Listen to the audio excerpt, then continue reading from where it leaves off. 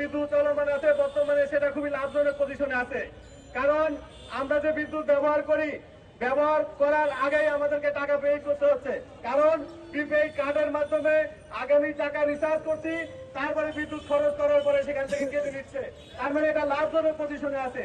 এরকম একটি লাভজনক পজিশনে কেন বেসরকারি কাজে দিতে হবে, সেই ষড়যন্ত্র, সেই অবস্থা আমরা টের পাচ্ছি।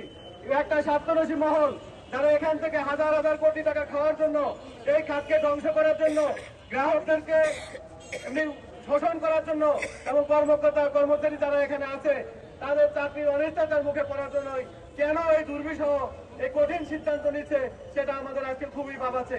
এজন্য আমরা আজকের এই মানববন্ধন থেকে বলতে চাই, অবিলম্বে এই আত্মঘাতী সিদ্ধান্ত, যেটা বাংলাদেশ বিদ্যুতের জন্য খুবই ক্ষতিকর, বাংলাদেশের সাধারণ মানুষের জন্য ক্ষতিকর, কর্মচারীদের জন্য ক্ষতিকর, এই অবস্থায় কেন এরকম একটি সিদ্ধান্ত নেওয়া হচ্ছে, এজন্য আমরা মানববন্ধন করতে চাচ্ছি। অবিলম্বে বিদ্যুৎ ও খনিজ মন্ত্রণালয় কর্তৃপক্ষকে জানাচ্ছি, পাশাপাশি বিদ্যুৎ উন্নয়ন বোর্ডের চেয়ারম্যানকে আমরা জানাচ্ছি যে আপনারা যদি এখনো এই সিদ্ধান্ত থেকে সরে না আসেন, তাহলে আগামী দিনের বাংলাদেশের সকল বিদ্যুৎ শ্রমিকদের সাথে নিয়ে আমরা দুর্বার গণ আন্দোলন করতে বাধ্য হব।